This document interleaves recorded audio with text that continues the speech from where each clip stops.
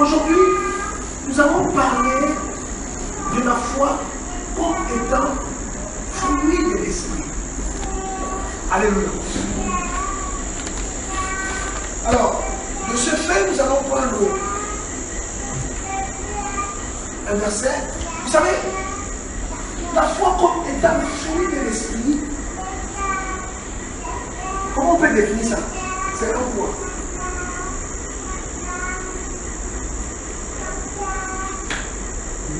La foi comme fruit de l'esprit peut être définie comme étant une foi à quoi? Comme une vertu, n'est-ce pas? Alléluia. La foi comme fruit de l'esprit. Alors, quand nous prenons Galates chapitre 5, verset 22, est-ce que mon frère Brian, tu peux lire s'il te plaît? Galates 5, à partir du verset 22. Mais le fruit de l'esprit, c'est l'amour, la joie, la paix, la patience, la bonté, la bénignité, la foi, la douceur, le contrôle de soi. Le contrôle de soi, la foi, la douceur, la bonté, la bénignité, l'amour. Amen. Amen. Alors, il y a une question. Comment est-ce que nous pouvons manifester les fruits de l'esprit? On parle de la foi. Mais il s'avère que la foi fait partie des fruits de l'esprit. Même niveau que l'amour, par exemple. Alléluia. Alors, comment est-ce que nous puissions, n'est-ce pas, faire pour manifester ce fruit ou ces fruits-là? Il faut la marche. La marche dans parler. Alors, une question engendre une autre. À quoi consiste la marche par l'esprit? L'obéissance. L'obéissance. À qui? À Elohim. Et Elohim, son nom c'est la parole. Alléluia. C'est-à-dire que l'obéissance à la parole engendre en nous un fruit qui mature. On m'explique. Quand on dit la foi, fruit de l'esprit, parce qu'il y a un autre type de foi qui est la foi comme étant don. Amen. Là, on rentre dans le domaine des miracles. Alléluia. C'est-à-dire que la foi comme étant don est un don comme quelqu'un qui a le don de guérison, le don de parler en langue. Amen. Le don d'interpréter les langues. Mais ce n'est pas de ça qu'il s'agit. Là, il s'agit de la foi comme fruit de l'esprit. C'est-à-dire que la foi que le Seigneur nous demande de manifester ici, parce que la foi qui est liée au salut est une foi, nous croyons que la parole du Seigneur, Jésus a dit qu'il revient, donc il va revenir. Jésus a dit qu'il va venir nous chercher, il viendra nous chercher. Ça, c'est la foi liée à quoi? Au salut. Maintenant, la foi comme fruit de l'esprit, parce que dans le fruit de l'esprit, il y a la maîtrise de soi, il y a la patience. Alléluia. Donc, maintenant, avoir la foi comme fruit de l'esprit, ça intervient parfois dans le corps.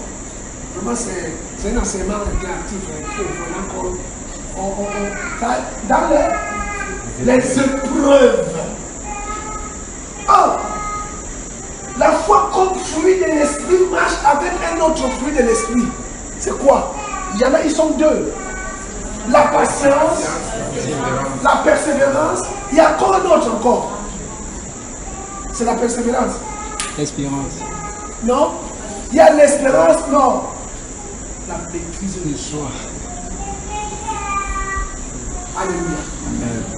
Frère, quand tu as la foi, tu as la patience, tu persévères et tu ne t'agites pas. On dit que tu as la maîtrise de quoi? Et ça là, la maîtrise de soi, frère, nous tous là, moi le premier, j'ai le pouvoir faire. Je vous dis là, vous ne voyez pas là.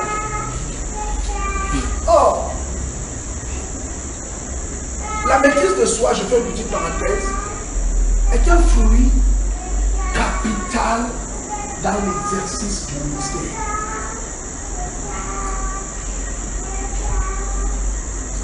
La maîtrise de soi,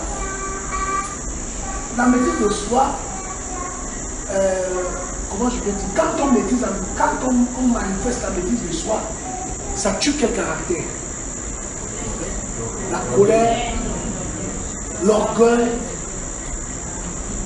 la quoi? Les envies. Vous voyez? La convoitise comme les envies, oui.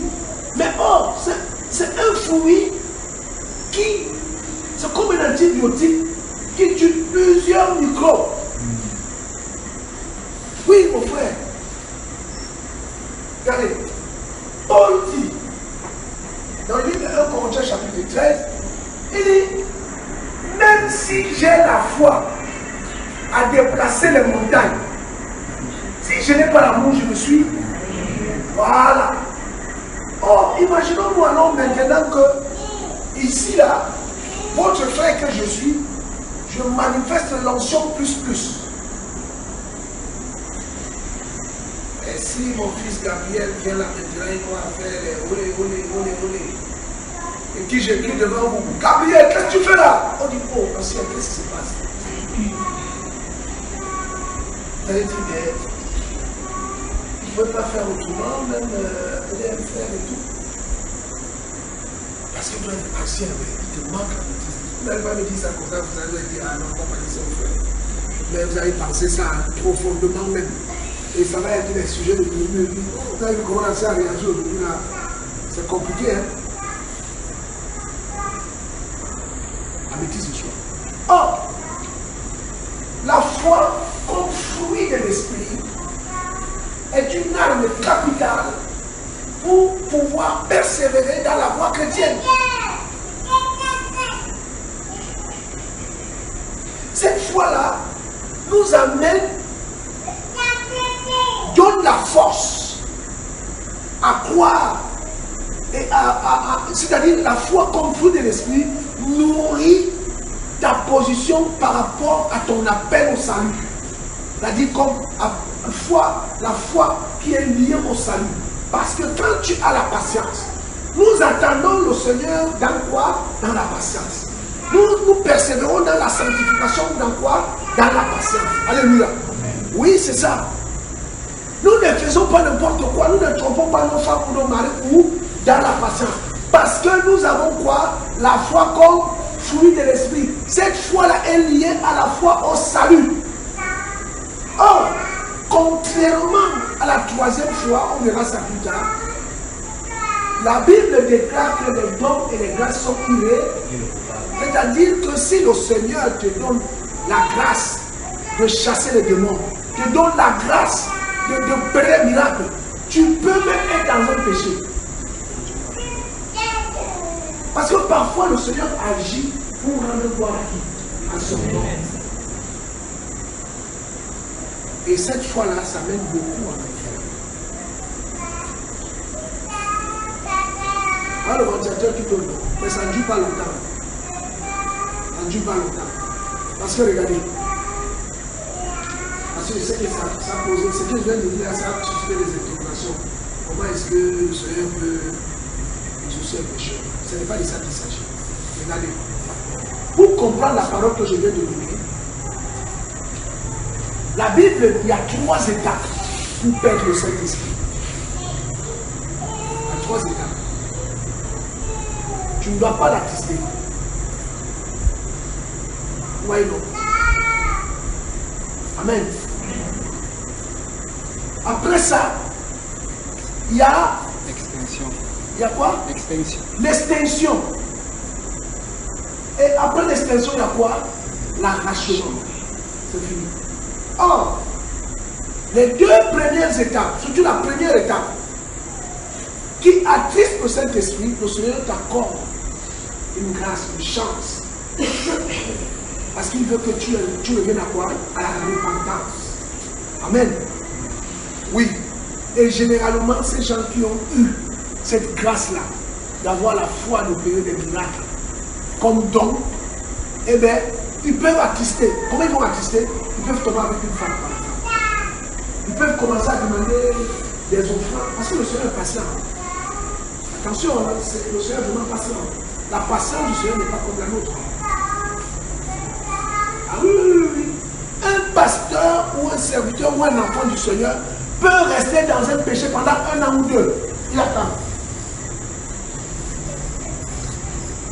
Tu vas prier, ça va se manifester. Mais l'esprit est attristé. Et dans ce moment-là, il envoie des frères, tu fais des songes, tu reçois le prophétie. Il envoie des frères pour t'interpeller.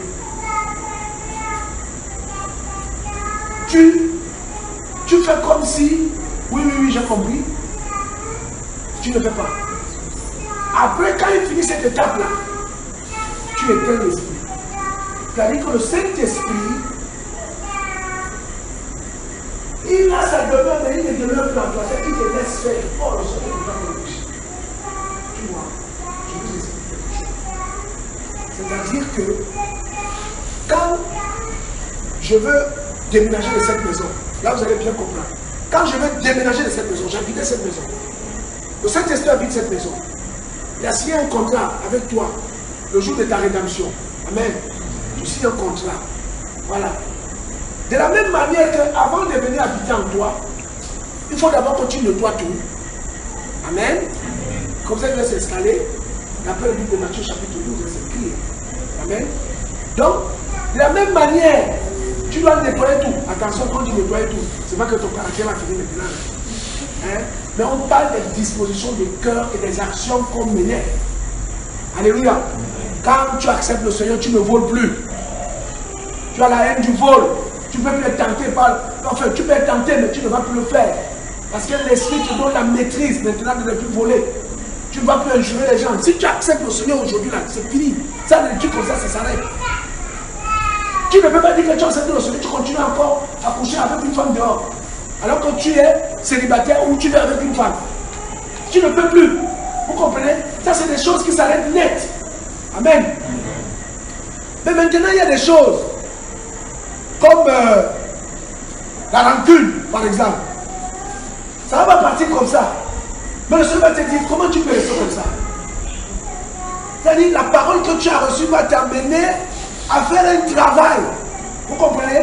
C'est pour cela que Paul dit dans le livre d'Éphésiens chapitre 4 que si vous vous mettez en colère, que le soleil ne se couche pas quoi? Donc, parce qu'il y a des gens qui font 1 semaine, 1 mois. Il dit maintenant, ramène ta colère à quoi? À quelques heures. Vous comprenez, non? Donc, quand tu es comme ça là, le Saint-Esprit est là. Parce que c'est que tu n'es pas encore mature. Est-ce que je comprends? Il est là. Mais maintenant, quand je parlais de 6 mois, maintenant quand tu traverses cette étape-là, l'étape de l'innocence, amen, l'étape de l'innocence, tu rentres dans l'étape de la responsabilité. C'est-à-dire que tu acceptes le sacrifice du Mashiach, tu te reconnais et tu es conscient de ta nouvelle identité. Alléluia. Je suis en train de me donner un enseignement. Waouh. Oui. Oui, parce qu'il y a des dispensations. Les dispensations, je viens de comprendre maintenant que ça marche avec la chrétienne. Oui, oui. Donc, quand tu arrives là, dans cette étape de responsabilité, tu sais ce que tu fais et ses conséquences dans la foi, dans ta marche. Alléluia. Oui. C'est dans cette étape-là que la Bible dit, n'éteignez pas quoi? C'est là que ça intervient, parce que tu sais ce que tu fais. Il va t'interpeller. 1 fois, 2 fois, je ne sais pas combien de temps ça dure. Après, il va faire quoi? Or, j'étais en train de dire que de la même manière, il veut aménager chez toi, il te donne le temps de débarrasser l'intérieur. De la même manière, quand il veut sortir, il a encore ces choses chez toi. Ces choses-là, c'est quoi? C'est sa parole qui demeure. Donc, tant que la parole demeure en toi, le Seigneur a un œil sur toi. L'ennemi ne peut pas te toucher. Amen. Amen. Oui, il est là. Et le Seigneur dit que je suis à la porte. Hein, je crois, non, je suis à, je crois. Je frappe, non? Hein? Il dit, non, il est là. Mais il a sa parole plantée en toi. La parole qui t'a permis de te convertir est là. Vous comprenez?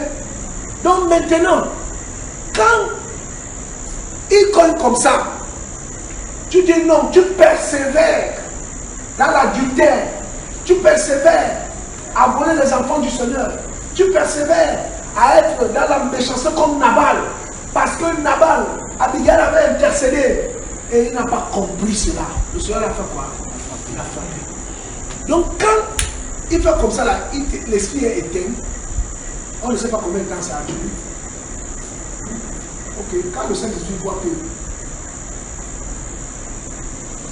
tu ne veux pas l'écouter, qu'est-ce qu'il fait? Il s'en va. C'est là où tu commences à blasphémer. Donc, à partir de ce moment-là, l'esprit fait quoi?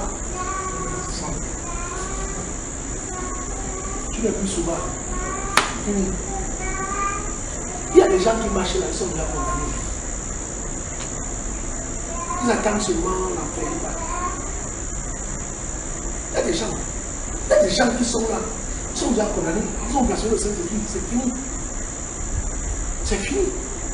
Imagine-toi, tu viens de faire des histoires avec ta femme, tu l'as tabassé jusqu'à. Tu l'as amoché, et tu prends la Bible. Tu as 5 mots. C'est une blasphème comme le Seigneur. Tu es foutu. Ah oui. Tu viens parler du Seigneur alors que toi tu sais ce que tu as de faire. Mais quand on pêche, on ne pêche pas continuellement, on pêche comme le Seigneur. Donc les gens qui ont la foi d'opérer les miracles, c'est des gens qui sont très exposés. Très exposé. Et cette fois-là, c'est un piège. C'est vraiment un piège. Et le Seigneur, d'accord, elle est rare. Elle est rare. C'est une foi qui s'accroît et qui se nourrit de la prière. Des hommes de prière. Et il pouvait dire aux soldats qui en camp envoyé, je me tiens devant qui? Yahoo. Je me tiens devant Yahoo. Il dit Yahoo devant qui je me tiens. S'il est vivant,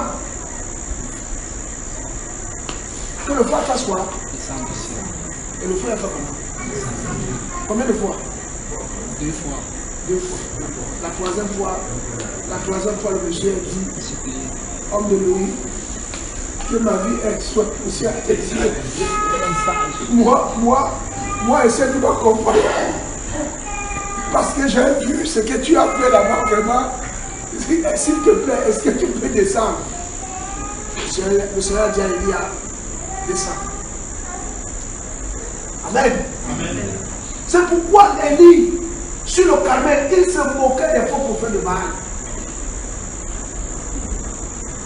Vous vous rendez compte? Il dit, ah non, votre livre dort. Non, il est occupé. Vous êtes un prophète. Il est en voyage. Un papa, hein? Et il se moquait. Alors j'ai eu une exhortation ou un enseignement de David Mickelson. Oui, David Mickelson, qui parlait de ça. Et qui disait que Élie était devenu antipathique, sans même le savoir. Pendant que ces gens-là étaient dans l'erreur, et que lui était en possession de la connaissance, il se moquait de lui. On les les amener à quoi? À la repentance. Vous savez pourquoi? C'est à cause de ce don. C'est à cause de ce don. Donc, le don fruit de l'esprit, on va prendre le Hébreux chapitre 11. Hébreux 11, à partir du premier verset. Or, la foi est la substance des choses qu'on espère, une conviction de celles qu'on ne voit pas. Car c'est par elle que les anciens ont obtenu le témoignage. Par la foi, nous comprenons que les âges ont été mis en ordre par la parole d'Élohim. Ok, on dit ici, attends mon frère, au verset 3, j'ai lu la version seconde. C'est par la foi que nous reconnaissons que l'univers a été formé par la parole d'Élohim. Alléluia. Amen. C'est par la foi. Et il continue en disant que, en sorte que ce qu'on voit n'a pas été fait des choses quoi? Visibles. Cette foi-là, c'est un fruit de l'esprit, c'est un don. Parce qu'il y a des personnes qui disent que Dieu n'existe pas. Non, faux. Voilà. Alors dis-moi, toi tu fais comment pour croire que Dieu existe? Or, il dit, qu'est-ce que tu as et tu n'as pas reçu? C'est écrit ou pas? Oui, c'est dans quel verset?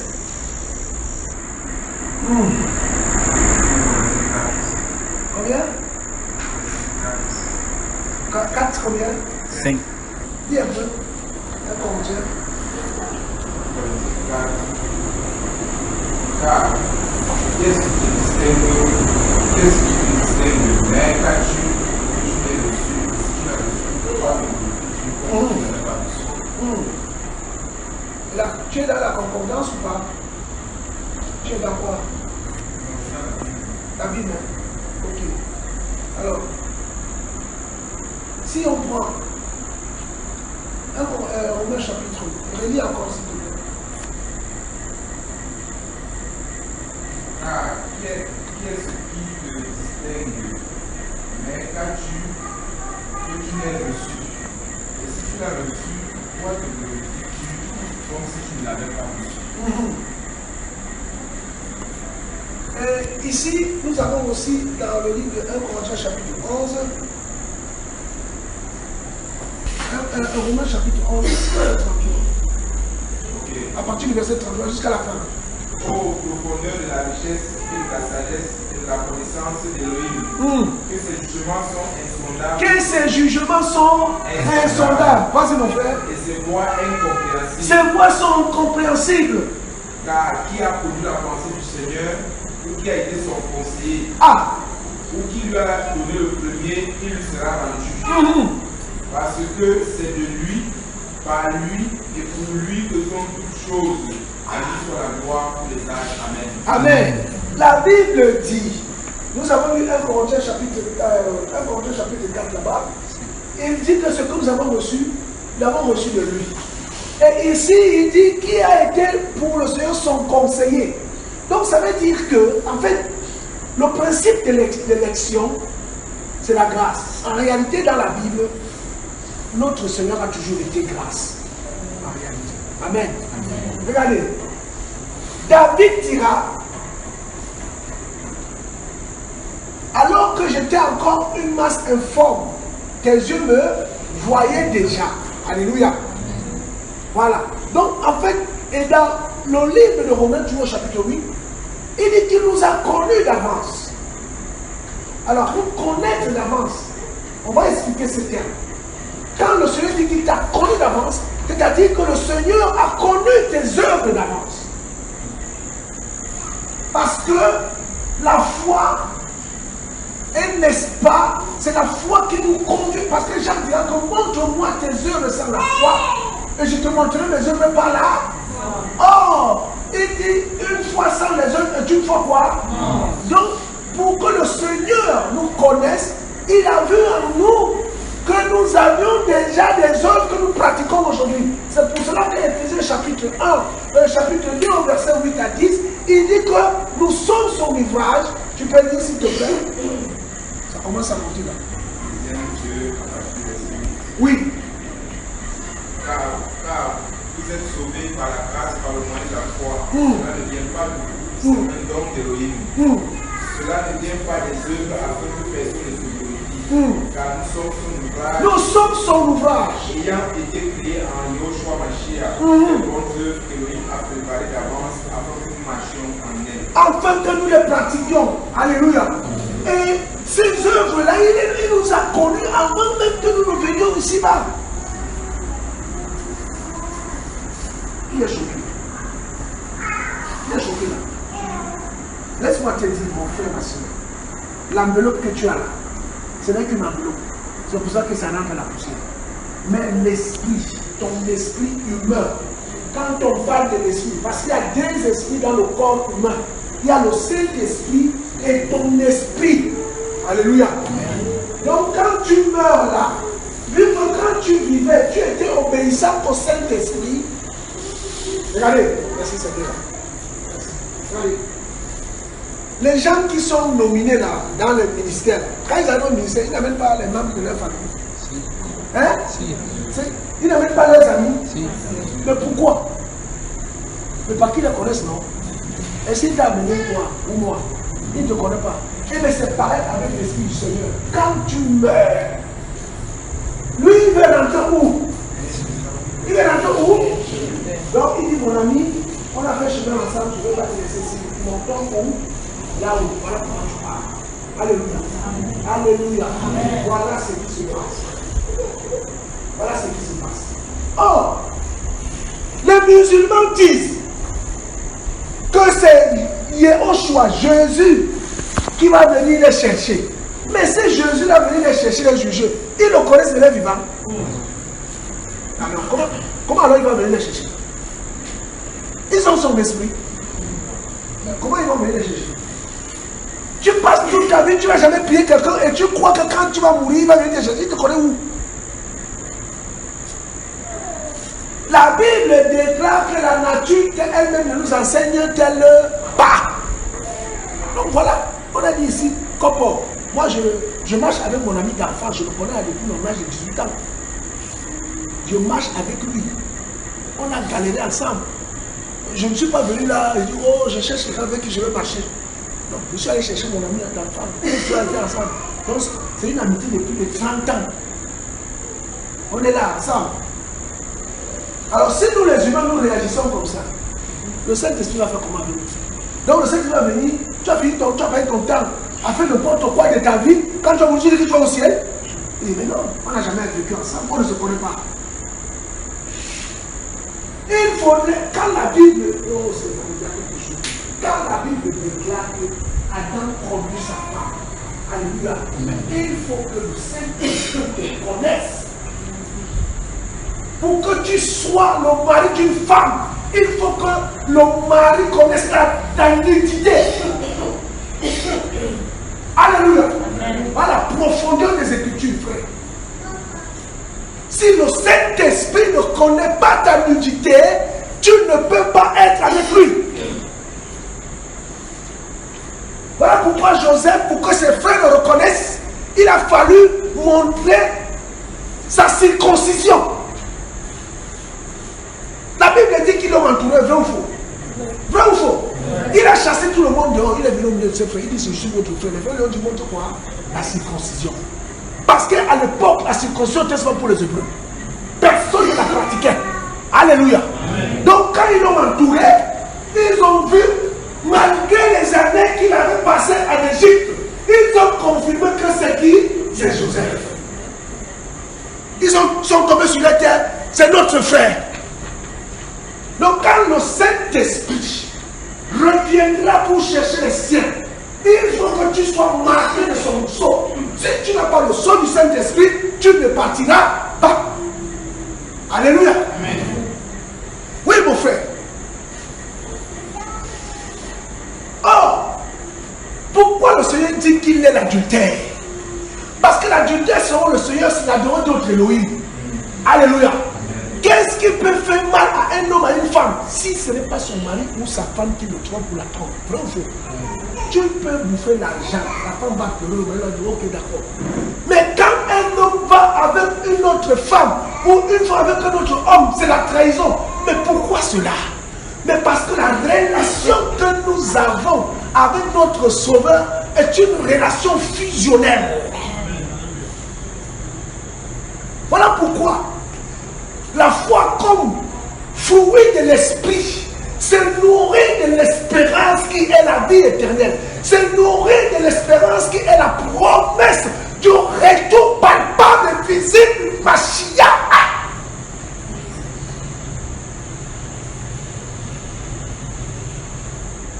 C'est-à-dire que quand tu as cette espérance, quand tu as cette foi-là, quelles qu'en soient les épreuves, c'est vrai, ça fait mal. On est des hommes. Tu vas te lamenter. Mais tout de suite, tu te ressaisis. Moi, votre frère que je suis devant, je ne peux pas vous dire. Le problème, je ne peux pas vous dire, frère. Je ne peux pas vous dire. Je ne peux pas vous dire, frère. Je vous assure, bien aimé, je ne peux pas vous dire. Oui. Or, cette foi-là, la foi comme fruit de l'esprit, se restaure, se renouvelle, s'appuie, s'ancre, s'approfondit, se régénère dans les promesses de la parole d'Élohim.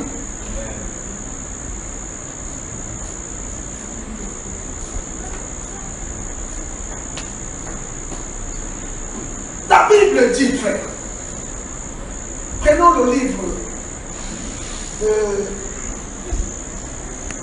de Timothée.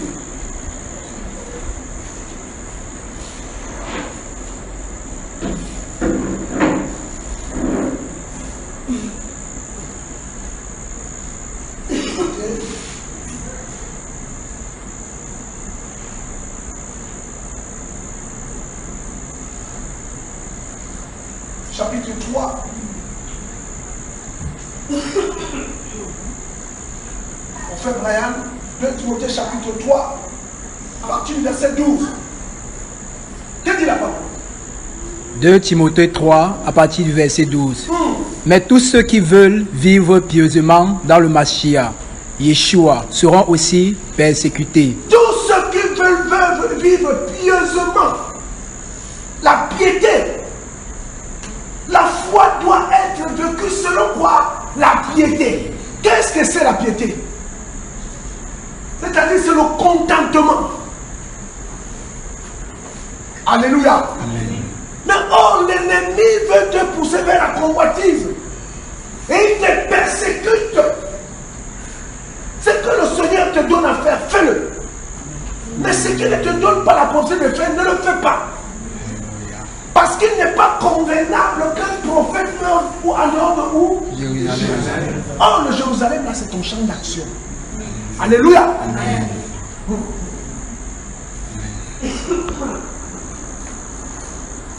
Si le Seigneur te donne la possibilité d'avoir de bonnes connexions, vas-y. Tu n'as rien demandé. Ça veut dire que le Seigneur te demande d'y aller. Mais tu ne peux pas quitter ton champ d'action pour aller voir que tel fait ça, je vais faire ça. Tu quittes ton champ d'action et tu es expulsé. Or, il dit que tous ceux qui appliquent cette règle-là, dont leur espoir, leur foi, leur confiance, leur espérance, leur appui est en Mashiach seront quoi? Persécutés. Continue mon frère. Verset 13. Mais les gens méchants. Les gens méchants. Et imposteurs. Les imposteurs, c'est-à-dire des personnes qui s'accaparent de positions dont ils ne sont pas propriétaires. Iront en empirant. Ils vont aller de massacre à massacre. Pourquoi? Parce qu'ils sont animés de quoi? De la cupidité. Vas-y mon frère. Égarant les autres et s'égarant eux-mêmes. Non seulement avec ces gens, il ne faut pas les prendre des conseils chez eux. Ils vont t'amener loin de ce que le Seigneur te demande de faire. Et en même temps, ils t'égarent aussi. Écoutez le conseil qu'il donne. Mais toi, enfant d'Élohim, demeure dans les choses que tu as apprises et dont tu as été assuré. Paul demande aux chrétiens de se référer de la parole du Seigneur. Amen. Alléluia. Mon frère, ma soeur, je ne sais pas le combat que je vis, peut-être que le Seigneur veut que je vienne afin que je puisse donner des conseils à son peuple. Mais je vais vous dire une chose, frère. C'est-à-dire que vous-même, vous savez comment le dehors s'y est. Et il s'agit de l'éternité. Il s'agit de l'éternité. Et la foi aujourd'hui doit rester capitale. Notre foi est la seule chose qui est la plus précieuse dans nos vies. C'est la foi. La Bible déclare si les fondements sont renversés, les justes feront. Les justes, que feront-ils? Or, si ta foi que tu proclames, la foi que tu prônes, la foi que tu confesses, la foi que tu brandis comme un drapeau, est une foi dont le fondement est dans le néant. Quand je parle du néant, ça veut dire que tu es un hypocrite. Donc la conversion, tu es là, tu parles de Jésus, mais en bas là-bas, c'est un tombeau blanchi, c'est des ossements desséchés. Ta foi ne te sert à quoi? À rien. Voilà pourquoi nous devons, de la même manière, nous confessons, nous professons cette foi. Cette foi doit être accompagnée de nos vies, frère. Oh, et dis-toi, Timothée, demeure dans les choses que je t'ai apprises. Oh, nous avons la parole aujourd'hui. Nous tous qui sommes ici, nous sommes les disciples de Paul. Nous tous, frères. L'église dans les nations.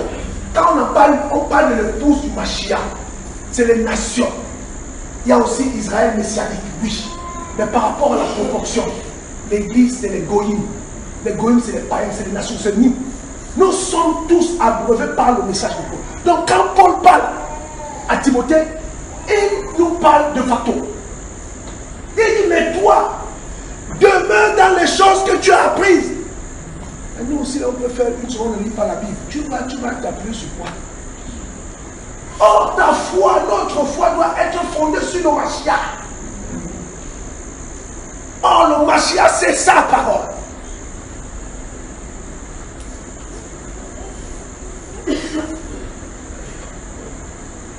Continue, mon frère.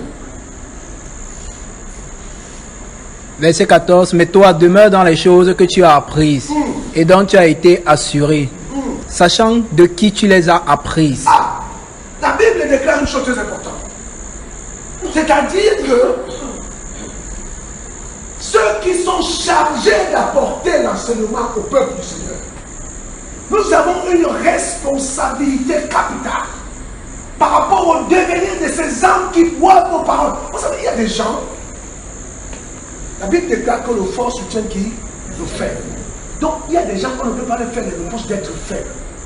C'est leur nature. Amen. Mais nous qui savons qu'ils sont faibles, nous devons leur paître selon la parole. Leur donner, connaissons la parabole, les 100 brebis et une qui s'est égarée. Où le Seigneur va laisser les 82 au Dieu portant pour aller chercher celle qui a été tombée où? Dans le ravin. Mais quand une brebis tombe dans le ravin, vous pensez qu'il tombe, il sort de terre. Il a des fractures de partout. Il est cabossé, il est mal à point.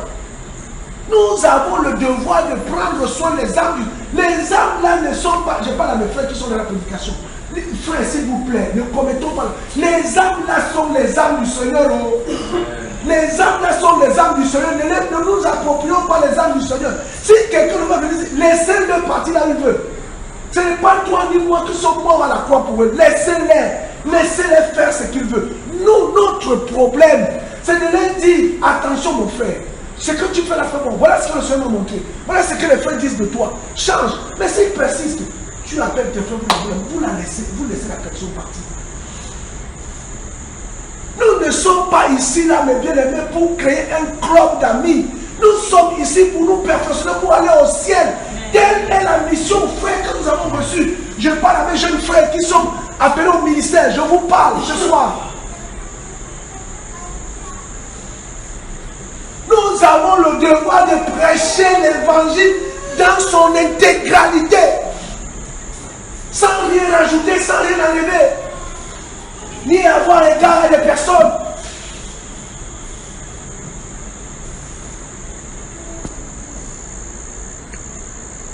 Nous devons prêcher que la foi que nous enseignons ce soir, comme étant fruit de l'esprit, doit être accompagnée des œuvres. Alléluia. Amen. On peut parler de Romain. Non, le livre de Romain.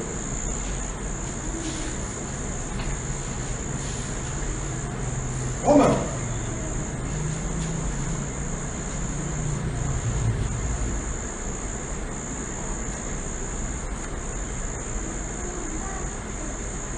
Chapitre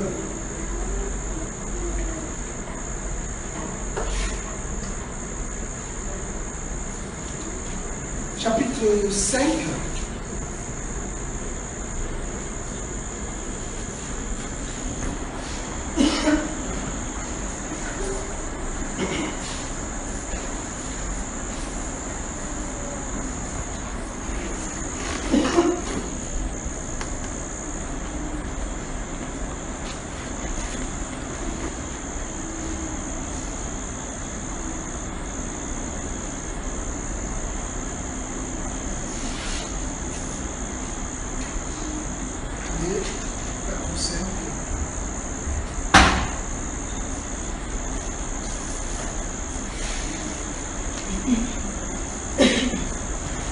Chapitre 4, à partir du premier verset.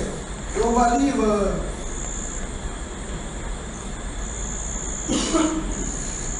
jusqu'au verset 17.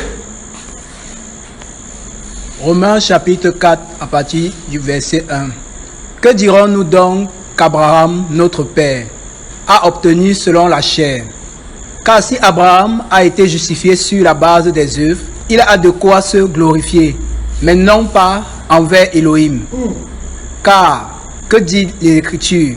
Abraham a cru en Elohim et cela lui a été compté comme justice. Abraham a cru en Elohim et cela lui a été amputé ou compté à justice.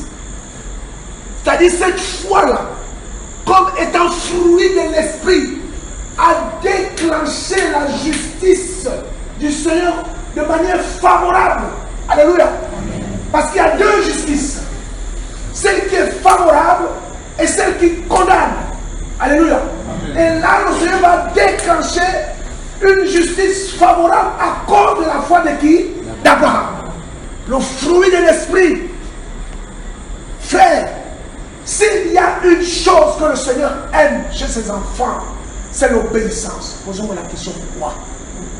Parce que l'obéissance, le Seigneur nous a donné le libre arbitre. Il nous a dit, je place devant vous la mort et quoi? Mais je vous conseille de choisir quoi? Quand tu choisis la vie, or qui est la vie? C'est Yeshua. Il dit quoi? Je suis le chemin et là. Je suis le chemin, la vérité et là. Donc quand il dit de choisir la vie, en réalité il demande de choisir qui? Yeshua. Or, quand tu choisis Yeshua, tu le choisis à ton âme de conscience. Sans pression. Voilà pourquoi on ne peut pas mettre la pression à quelqu'un de croire. Alléluia. On prêche l'évangile, on exhorte. Mais après on laisse à chacun le choix de croire ou pas. C'est parce qu'il n'a pas cru qu'il devienne ton ennemi. Alléluia. Oui, oui. La Bible dit que celui qui est ton ennemi, c'est celui qui se dit chrétien, mais qui est quoi? Hypocrite. Mais un musulman peut être ton ami.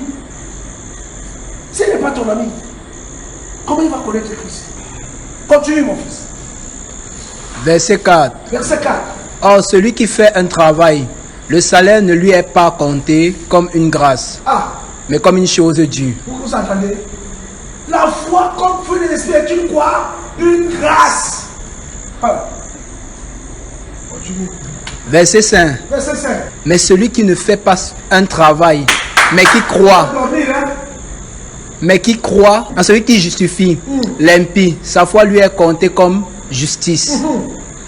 De même aussi, David parle de la déclaration de bénédiction de l'être humain, à qui Elohim compte la justice sans les œuvres. Verset 7. Verset 7. Bénis sont ceux à qui les violations de la Torah sont pardonnées et dont les péchés sont couverts. Béni est l'homme à qui le Seigneur ne tient aucun compte de son péché. Cette déclaration de bénédiction vient-elle sur la circoncision ou aussi sur l'incirconcision? Car nous disons que la foi fut comptée comme justice à Abraham. Comment donc lui a-t-elle été comptée? Quand il a été dans la circoncision ou dans l'incirconcision? Non dans la circoncision, mais dans l'incirconcision. Et il a reçu le signe de la circoncision comme sceau de la justice de la foi qu'il avait eu dans l'incirconcision. Attendez, il y a quelque chose ici qui est important. On dit Abraham a reçu Je répète encore, écoutez très bien ce qui s'est passé là. Et il a reçu le signe de la circoncision comme sceau. C'est-à-dire que, à cause de sa foi, fruit de l'esprit. Donc, Abraham a eu cette foi, fruit de l'esprit. Il a cru au Seigneur. Et ça a déclenché quoi? La naissance d'Isaac. Alléluia. Après 25 ans d'attente. Continue mon frère, prends à partir du verset 13. Verset 13. Verset 13. Car ce n'est pas par le moyen de la Torah que la promesse d'être héritier du monde a été faite à Abraham ou à sa prospérité, mais par le moyen de la justice de la foi. Ah, frère, je vous dis la vérité, quand tu as foi au Seigneur, que les œuvres que tu pratiques lui sont agréables, vraiment, donc tranquille, quel que soit ce que tu traverses. Il faut qu'on traverse des épreuves. La seule chose, ce n'est pas de dire, Seigneur, je ne veux pas cette épreuve, mais de me donner la force de la traverser. Parce que le Seigneur n'a pas renoncé à la parole. Il leur a dit une chose. Il dit, s'il est possible que tu me donnes quoi, cette coupe de monde, en toute chose que ta volonté soit faite. Et la Bible dit que les anges, Moïse et Élie sont descendus, lui parler.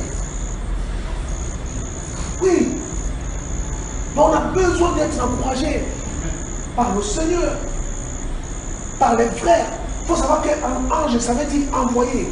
Donc vous, moi, nous sommes les envoyés. C'est-à-dire qu'une parole que tu peux donner à ton frère qui passe au moins difficile peut être inspirée du Seigneur et ça peut le reconforter. Ne nous minimisons pas. On a du travail, frère. On est dépositaire de l'autorité du Seigneur. Et 2 Corinthiens, c'est dit que nous sommes des ambassadeurs. Oh, un ambassadeur est celui qui a les lettres de recommandation de qui? De son roi. Et nous sommes des ambassadeurs du Mashiach. Donc, ton frère, ta soeur, comme je dis à mon frère Nestor, il m'a appelé, ça m'a fait du bien. Oui. Il y a, avec la soeur, ah Seigneur, alléluia, j'étais content. Et j'ai parlé avec mon frère, ah, mon frère Nestor m'a appelé avec son gouvernement, ça fait du bien. C'est tout. Pourquoi? Parce que derrière cette parole, il y avait, n'est-ce pas, cette atmosphère de réjouissance qui te communique la joie. Or, nous sommes tous des ambassadeurs, nous sommes des porteurs de lettres, frère. Nous sommes des messagers et des messagères. Tu viens au boulot, ton collègue a la tête entre les épaules, qu'est-ce qui se passe? Allez, ne reste pas comme ça. Il y a plus important que ça. Je sais ce que tu ressens. Allez, viens, ne reste pas. Tu t'achètes quelque chose à manger? Qu'est-ce que tu peux faire pour toi? Ça m'attriste de te voir triste. Allez, souris un peu. Ça, c'est notre job. Mais nous attendons qu'on ait des visions. Nous attendons qu'on ait des songes. Une prophétie qui soit là-bas comme un mégaphone. Oui, ma fille, c'est Yoshua, ton Seigneur. Enlève la main à la joue. Va manger, ne t'attriste pas. Et si ton frère t'appelle, alors Stéphanie, oui. Oh, pourquoi tu me réponds comme ça? Ah, laisse passer, ça ne va pas. Non, ça va aller. Le Seigneur du mal. Fais confiance à lui. On se voit toujours demain. Ah, je ne sais pas. Ok, bonne nuit. Je me donne dans ta torpeur. Alors que le Seigneur vient me l'envoyer pour t'encourager. Alléluia. On entend toujours. Alléluia. Continue mon frère. Verset 14. Verset 14. Car si les héritiers le sont sur la base de la Torah, la foi est rendue vaine et la promesse est abolie. Verset 15. Car la Torah produit la colère. Ah. Et là où il y a pas de Torah, il n'y a non plus de transgression. Verset 16. Pour cette raison, c'est sur la base de la foi, afin que ce soit selon la grâce, pour que la promesse soit assurée à toute la prospérité, non seulement à celle qui est de la Torah, mais aussi à celle qui est de la foi d'Abraham, qui est le Père de nous tous. Voilà. Donc ici, la Bible, pour résumer, n'est-ce pas, ce passage, la Bible dit que les œuvres qu'Abraham a accomplies, il les a accomplies à la base de quoi? De la foi. Or, cette foi, il a acquise par quoi? Par grâce. Alléluia. C'est ce que la parole dit. Alors, maintenant, on va prendre le livre de Jacques. On va finir avec ce livre. Après, on va donner le temps aux questions.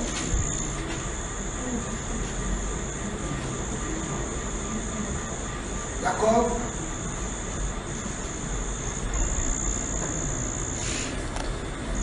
Jacques, chapitre 2. Partie du verset 8. Maurice, Jacques chapitre 2 à partir du verset 8. Et je te dirai stop. Jacques 2 à partir du verset 8. Néanmoins, si vous accomplissez la Torah royale, qui est selon l'Écriture, tu aimeras ton prochain comme toi-même, vous faites bien. Mais si vous avez égard à l'apparence des personnes, vous commettez un péché et vous êtes convaincus par la Torah comme des transgresseurs. Vous êtes convaincus par la loi comme des transgresseurs. Parce que Torah veut dire en français quoi? Loi. Vas-y. Car quiconque gardera toute la Torah et trébuchera sur un seul point devient coupable de tout. Voilà, c'est vraiment, attends. Vous savez, je suis obligé de m'arrêter là pour parler de la dîme, vraiment. Amen. Relis encore ce passage. Car quiconque gardera toute la Torah et trébuchera sur un seul point devient coupable de tout. Voilà, donc ceux qui payent la dîme et qui ne font pas d'autre chose qu'exige la Torah, ils sont coupables de quoi? Il faut tout faire. Il faut observer les 7 fêtes, il faut pratiquer le Shabbat, il faut aller à Jérusalem, il faut faire le pèlerinage, aller chercher un grand prêtre pour faire l'expiation. Et en réalité, le sacrifice du Mashiach à la croix ne te servira à quoi? À rien. Continue mon frère.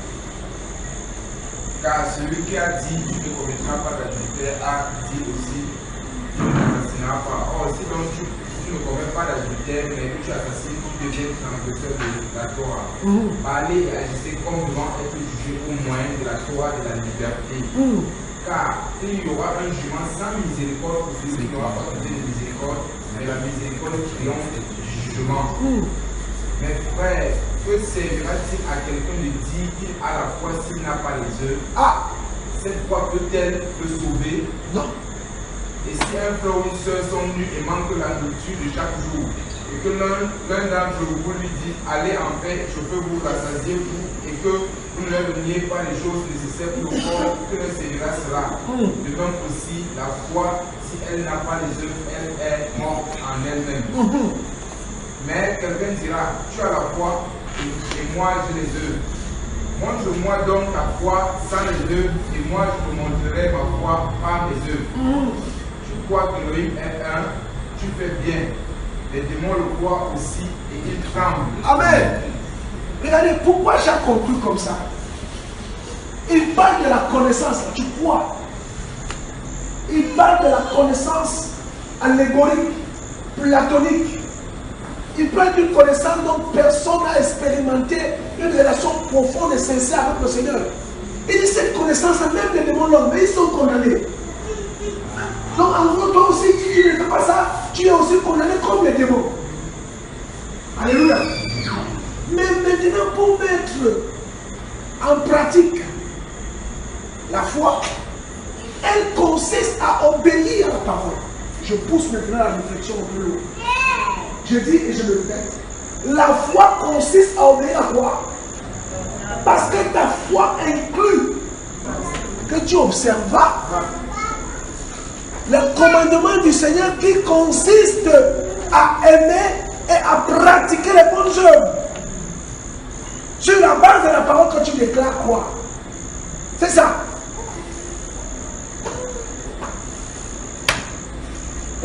Alléluia. Amen. C'est ça, frère.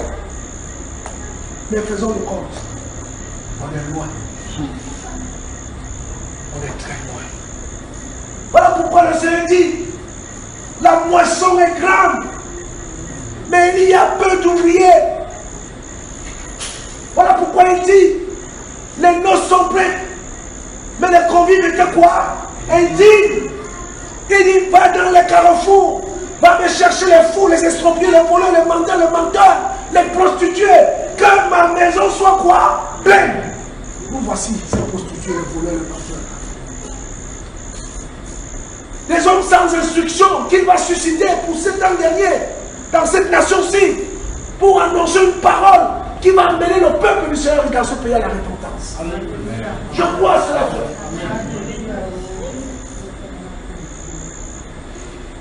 La question n'est pas quand tu te poses, mais comment je vais commencer au rouge, je vais pas être non. Ne t'inquiète pas. Nous parlons de la foi, n'est-ce pas? Il dit dans le livre de Matthieu, chapitre 10, lorsque vous serez traînés devant les tribunaux, ne vous inquiétez de ce que vous direz. Il dit à l'heure même, le Saint-Esprit vous dira ce qu'il faut dire.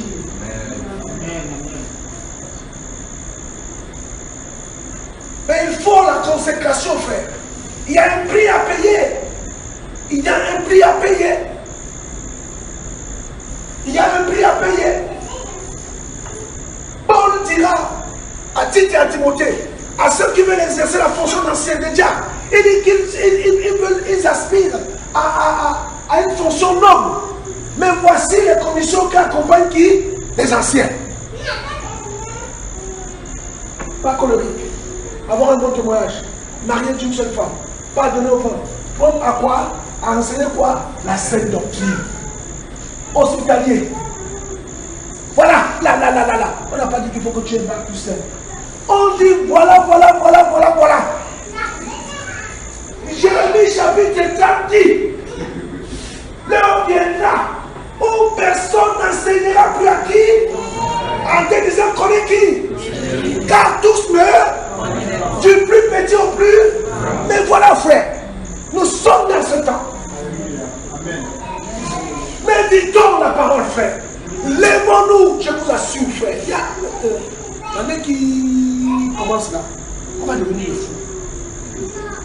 Des fous. On va sortir. On va sortir.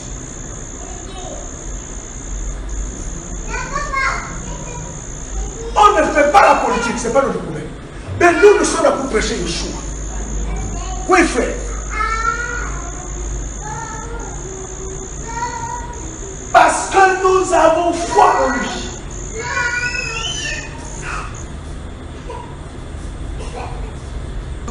Est-ce qu'il y a des questions?